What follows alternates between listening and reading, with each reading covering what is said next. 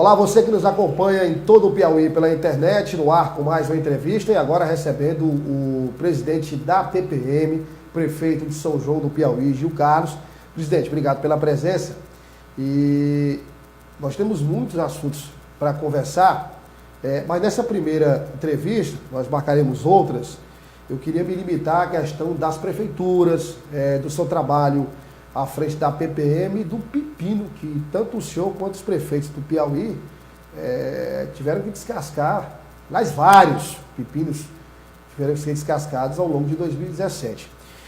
Logo no início do mandato de cada prefeito e do seu à frente da PPM, já se previa mais ou menos que o cenário não seria um cenário favorável. Exatamente, Douglas. Olha, o Brasil, desde 2015, vem numa recessão, uma dificuldade, uma restrição econômica, inclusive institucional e política.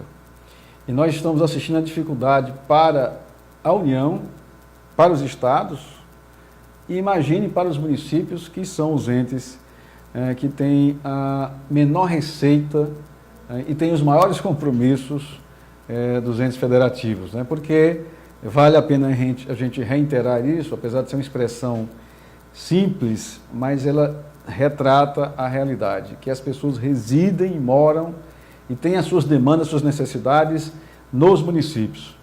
Então, toda essa dificuldade, ela se materializa mais, ela se torna mais real e mais difícil de superar nas gestões municipais, nas mãos dos prefeitos. E nós notamos ao longo desse novo mandato, a partir de 2017, do quadriênio até 2020, que os novos gestores que foram renovados em 70% em todo o Brasil, no Piauí também somente 22% dos prefeitos se reelegeram, que esses novos gestores têm um perfil de um maior compromisso com a gestão técnica responsável, procurando otimizar a aplicação dos recursos públicos e, portanto, beneficiando as pessoas que mais precisam dos serviços públicos, especialmente sobre a educação.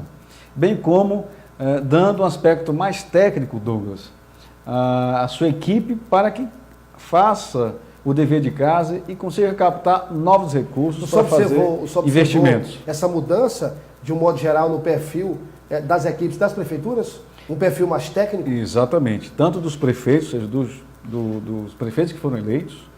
Isso retrata uma mudança também no comportamento da sociedade, ou seja, dos eleitores que escolhem seus representantes nas gestões municipais, como também houve a preocupação dos novos prefeitos e prefeitas a fazer uma composição com o perfil mais técnico possível. Naturalmente, é bom lembrar que as indicações também são políticas, né? Porque o prefeito é um político, ele não é só um técnico.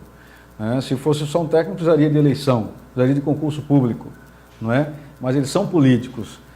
Mas é preciso haver essa compreensão de se indicar dentro da composição da equipe, dos secretários, que nós chamamos são os ordenadores de despesas, pessoas que tenham habilidades técnicas e tenham sensibilidade política para atender os anseios das pessoas. Mas mesmo com isso, mesmo com essa preocupação, os municípios não escaparam da crise? Absolutamente não. Os municípios estão numa crise grande. Não é só no Piauí, é no Nordeste, é no Brasil, é no Sudeste do Brasil e no Sul, que são consideradas regiões ricas, né? Esses municípios mais ricos que têm uma receita própria mais significativa. Mas mesmo nesses locais, nesses municípios, há dificuldade de manter o que nós chamamos o custo fixo, as despesas correntes da administração, que é folha de pagamento e o funcionamento da máquina, né, com a logística, com gasolina, com energia elétrica, com material de expediente. Há dificuldades e muitos municípios de todo o Brasil, inclusive, tiveram que exonerar, demitir servidores, colaboradores temporários, os comissionados, e às vezes atrasando salários ou fornecedores. No caso do Piauí, houve no ano de 2017 casos de prefeituras que demitiram comissionados? Sim, em 2017. Desde o início, eu como presidente da PPM, nessa interlocução com os prefeitos de todo o Piauí, procuramos orientá-los no sentido de serem criteriosos na composição das suas equipes e evitarem o que nós chamamos de empreguismo. de absorver o número de servidores acima da sua necessidade de serviço e da capacidade de pagamento. Então, a gente observou que muitos fizeram esse dever de casa, foram criteriosos e responsáveis na hora da composição das suas equipes. Porém, como as receitas, ou seja, as transferências das receitas, dos recursos para os municípios, foram aquém das expectativas, ainda assim, mesmo com toda essa preocupação, toda essa programação, essa contingência dos gestores municipais, ainda assim, muitos municípios tiveram que fazer, infelizmente, as demissões nas chamadas contratações temporárias, para evitar um problema maior, que é a descontinuidade de serviço, que é o estado, às vezes, de caos que se instala e descontrole numa gestão pública, que é muito mais grave. Tem casos, presidente, de que mesmo com essas medidas, alguns serviços sofreram problemas de continuidade? Não, ao contrário. Nesses municípios do Piauí, se evitou exatamente demitir nas áreas consideradas essenciais. Saúde, educação, limpeza pública, porque isso traria um transtorno, um dano, né, na verdade, àquela comunidade, àquele município, aquele local onde esses gestores estão presentes. Então, se observou manter os serviços essenciais, aquilo que é prioritário, aquilo realmente que não pode ser descontinuado, apesar da crise. Eu faço aqui, inclusive, Douglas, aqui uma defesa dos gestores, dos prefeitos e prefeitos do estado do Piauí. O Piauí, com seus 224 municípios, é o estado do Nordeste, entre os 9 estados do Nordeste, que tem o menor FPM, Fundo de Participação dos Municípios. Se nós compararmos o FPM de uma cidade de 10 mil habitantes do Piauí, ele é menor do que o FPM de uma cidade de 10 mil habitantes de Alagoas, do Ceará, do Pernambuco, da Bahia.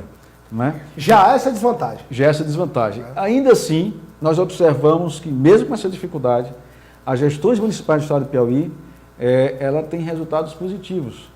Se consegue manter na média, naturalmente tem casos mais críticos, mas se consegue manter na média as gestões, com o pagamento corrente de servidores, de fornecedores e investimentos ali localizados, com melhorias, né, inclusive em infraestrutura. Isso graças, eu digo aqui, à responsabilidade, ao compromisso, né, dos novos prefeitos que estão à frente dos municípios do nosso estado. Presidente, em relação a salários, alguns municípios piauienses fecharam o ano com salários atrasados ou 13º atrasado? Alguns municípios fecharam, né, não tiveram condições de honrar esses pagamentos. E por que acontecem em uns municípios, outros não? Né? Porque nem todos os municípios são iguais.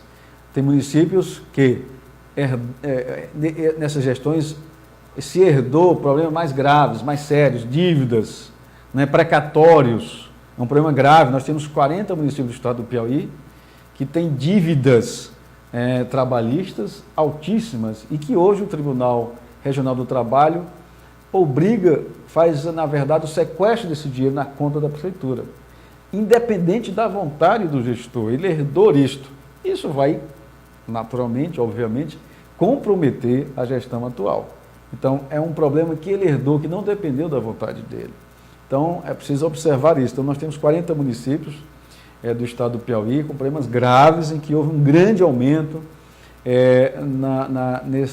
na obrigação de fazer esses pagamentos. Inclusive, foi uma conquista de todos os prefeitos do Brasil, nessa mobilização que a PPM, juntamente com suas associações correspondentes, similares em todos os estados, fizemos uma grande mobilização e conseguimos a aprovação de uma emenda constitucional em que prorroga o tempo para o pagamento desses precatórios trabalhistas que iriam vencer precisavam ser liquidados até 2020, conseguimos mais 4 anos.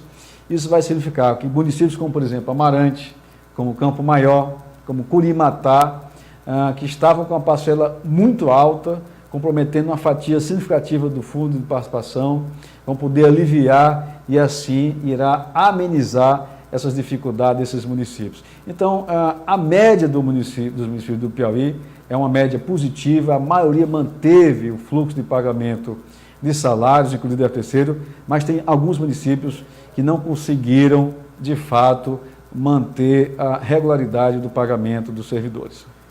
Não é de hoje que os prefeitos reclamam de uma municipalização das responsabilidades. Cada vez mais, o governo federal, os governos estaduais repassam responsabilidades para os municípios e não há essa contrapartida financeira. Eu só informava, por exemplo, que uma equipe do PSF, Programa de Saúde da Família, que tem em torno de 5 pessoas, ela tem um custo mensal de 40 mil, o governo federal repassa 12. Aí o restante é para a prefeitura.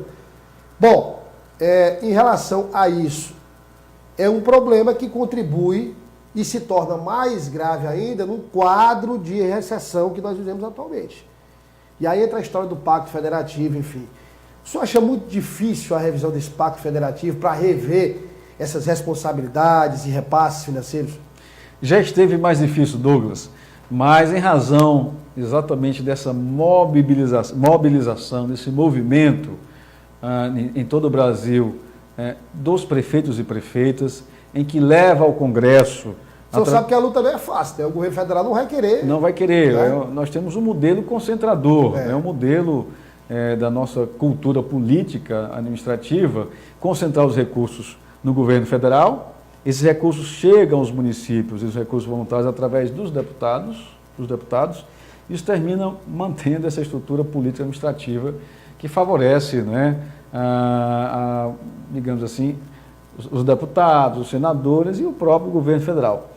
Mas isso termina, Douglas, penalizando os municípios e o mais grave, penalizando são as pessoas, é a sociedade brasileira, o povo brasileiro que reside nos municípios. Esse pacto federativo precisa ser revisto. E eu digo que já foi mais difícil porque com essa mobilização, primeiro com conscientização, segundo, com encontrarmos as propostas necessárias e terceiro, para levarmos essa pauta, estamos levando essa pauta através dessa mobilização ao Congresso Nacional, sensibilizando os nossos representantes, ou seja, deputados federais e senadores que representam cada estado desse Brasil, para que consigamos, na Constituição e outras leis, as leis complementares, especialmente o Código Tributário, rever esse modelo de obrigações dos estados e dos municípios e os recursos necessários para fazer frente a essas obrigações. Vai ter reforma tributária agora, né? Vai ter reforma tributária. Inclusive, eu posso citar aqui... Uma discussão que está sendo colocada em pauta. Eu posso citar aqui uma PEC, uma proposta de emenda constitucional, que está no Senado.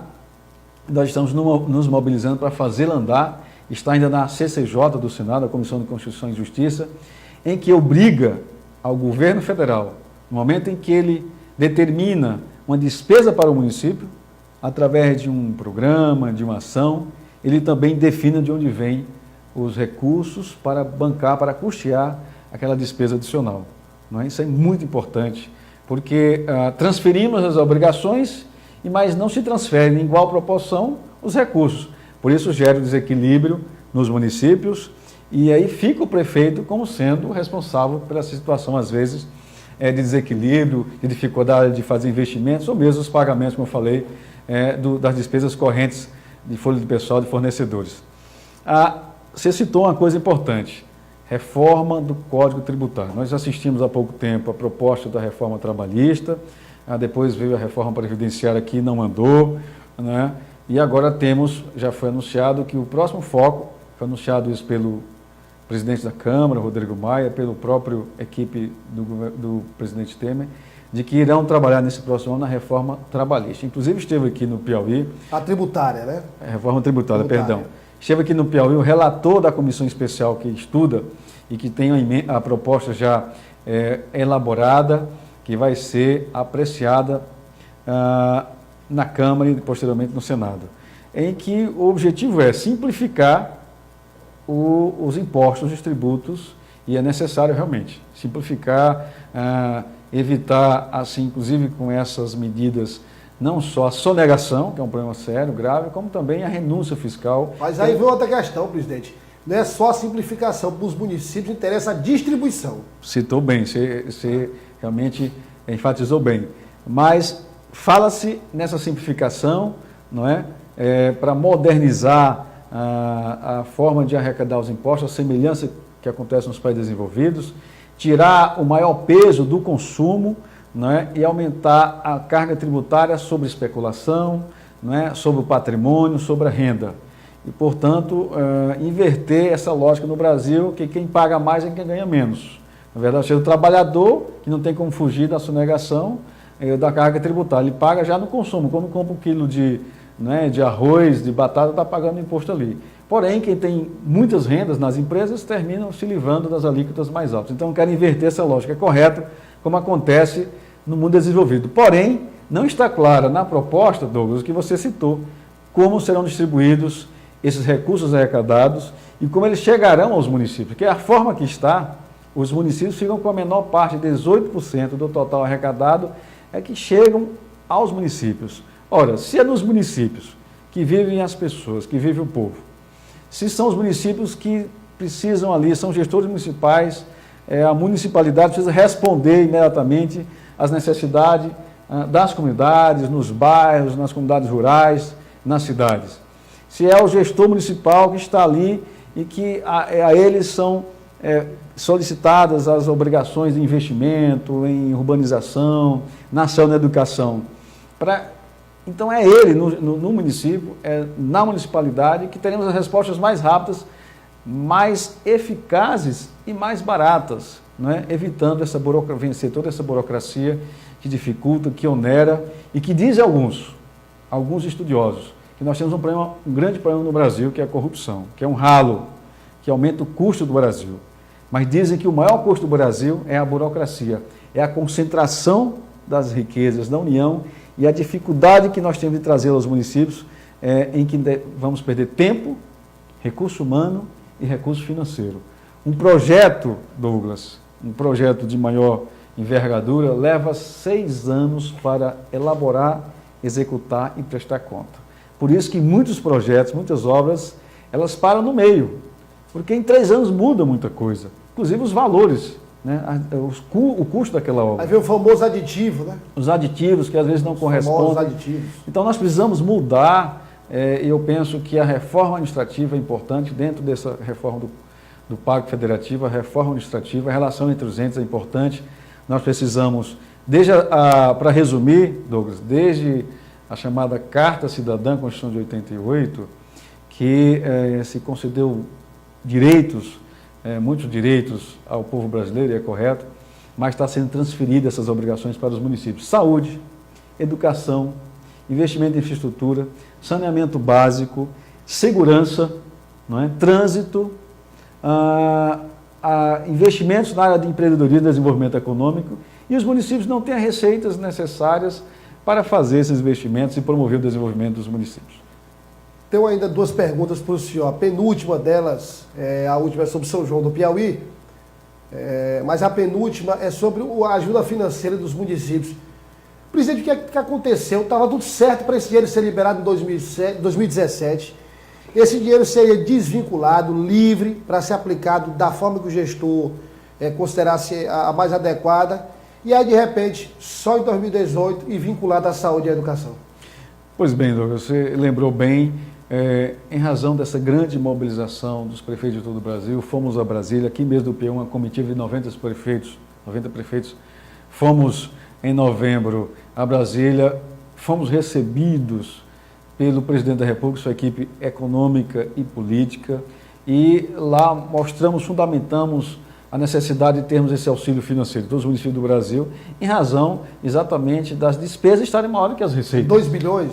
Solicitamos 4 bilhões, que é 1% do FPM global. Nós temos 24,5% que compõem das receitas de imposto de renda e mais IPI, compõem o Fundo de Participação dos Municípios. Então nós pedimos 1% desse total, que daria em torno de 4 bilhões de reais. O que daria para municípios 0,6 no Piauí, cerca de 285 mil reais. Porém, nos estudos que a equipe econômica do governo Temer fez, ele acenou e garantiu 2 bilhões de reais para este ano. Saímos com essa garantia. Para o ano que o senhor fala é 2017. 2017. Nós saímos de lá, de Brasília, com essa garantia, inclusive a comunicação da Presidência da República divulgou isso para o Brasil inteiro, né, como uma maneira de o Presidente da República sensível às demandas dos municípios, assinando com esse auxílio, esse socorro extraordinário. E ficamos surpresos porque esperamos até o dia 29 a publicação e o financeiro correspondente a depósito das contas dos municípios, e foi anunciado que não seria pago este ano de 2017. A medida provisória foi editada, porém, para ser paga em 2018, após o Congresso aprovar um orçamento para este fim. E isso realmente foi um banho de água fria em muitos gestores que tinham já no seu planejamento, dado o acordo, dado a garantia que o próprio presidente Temer fez, tinha no seu planejamento esse recurso. E vinculado, né, o dinheiro, né? E agora, além disso, veio vinculado à saúde e educação, que é importante a saúde e educação, mas tem muitos municípios que estão precisando de recursos para pagar fornecedor do administrativo, da limpeza pública. Que a saúde e a educação já estão sob controle, o problema é outro. Né? Já tem um fundo da educação, um fundo da saúde. Está faltando o dinheiro para outras despesas que não podem ser cobertas com esses recursos que são vinculados. Então, realmente, foi o Brasil todo e se manifestou com cartas de repúdio ao presidente da República, e só após isso ele tentou emendar com essa medida provisória. Estamos mobilizados para, de fato, que esse recurso venha em 2018, antes tarde do que nunca. Inclusive, alguns estados do Brasil, aqui o Ceará, por exemplo, muitos prefeitos não conseguiram pagar, mais do que um percentual mais alto do que o Piauí, não conseguiram pagar, muitos municípios pagar o 13º, em razão dessa frustração de não termos recebido esse auxílio financeiro aos municípios, com os quais já contávamos em nosso planejamento orçamentário. Para encerrar, São João do Piauí, o senhor tem dividido seu tempo. O senhor é médico, é cirurgião, o senhor resolveu dar uma parada na carreira médica para se dedicar à política. O senhor foi eleito, reeleito, está no seu segundo mandato. Nesse segundo mandato conseguiu a eleição para a presidência da PPM, e aí o senhor tem que se dividir entre São João do Piauí e a PPM. Mas o balanço da sua administração em São João do Piauí, que não é uma cidade diferente das outras, que enfrenta os mesmos problemas.